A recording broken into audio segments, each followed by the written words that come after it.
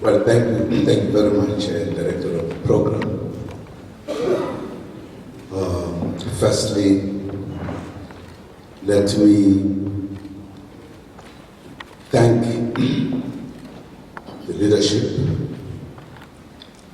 for having hosted us today here. As I said earlier, it reminds us of the occasion we had to meet and discuss some of the important issues. Our being here says to us, we have almost the same objectives. I think in your speech you have indicated the role that you play in the communities. This is what we wish we could do as, firstly, the party, our policies, but also as government. We try to put across the programs to address the plight of the poor people. Our policies are very much linked towards the poor, because we believe no one who is made in the image of God must suffer whilst others are not suffering. I appreciate the speech you have made that indicates what you have done to poor communities. We're very happy. This is what we believe we should all do. As I said earlier, when we met, our policies are aimed at bringing about peace and stability, are aimed at ensuring that we all are cared for. That is why we did not agree with the policies that discriminated religion, made other religion to be above other religions. We believed that we are all made in the image of God. We are all equal before the eyes of God. No matter how we call God, fact of the matter, we are saying we are in this earth. We have a responsibility to work for peace, harmony, and stability. We are happy that we have made the point very clearly of your objective and your activities, because it is absolutely important more on these days that that clarity is made. I've paid a state visit in the Middle East in the last 4 months to 4 countries, including Saudi, where I had an opportunity to engage with the Muslims who clarified the issues abundantly clear to us that there are people who are abusing this religion, and they were able to explain this very clearly. And I'm happy that you are going in the footsteps of those views. I was also happy that the Muslim community, where there are greater majority, recognizes that in South Africa there is a huge community of Muslims, and they are aware of it and the contribution it is making.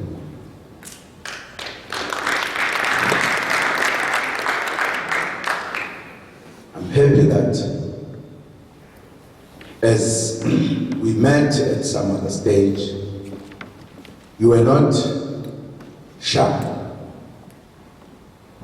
to associate with us. You were not shy, as you say it here, jokingly, that you are a Zuma man.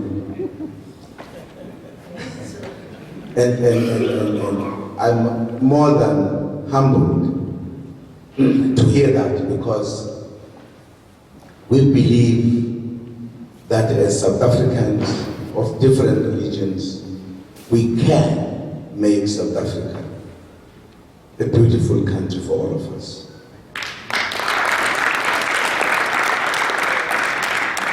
The very fact that you are hosting us here, it indicates your belief, and we are thankful for that. And thank you for a very moving speech that you have made about what you do.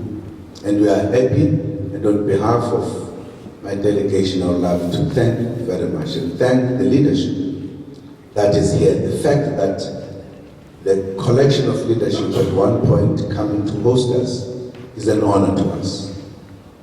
We appreciate that. We would like to thank you. And indeed, we are of course here campaigning, trying to tell people how the ANC is different from other political parties, and we believe it. That is indeed clear from our policies on all issues that face the country, clear from our struggle to liberate oppressed people.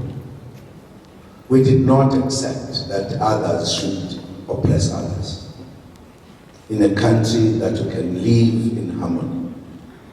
So thank you very much for you having that position that is prominent among your communities, is known. The very fact that you are reporting today that the King of the Zulus will be receiving you to recognize you, that speaks volumes of the role you are playing in the country. That many, including the King of the Zulus, recognize, and they believe they need to have a relationship with you. We're happy. We think if we work together, we can make South Africa a beautiful country, and we can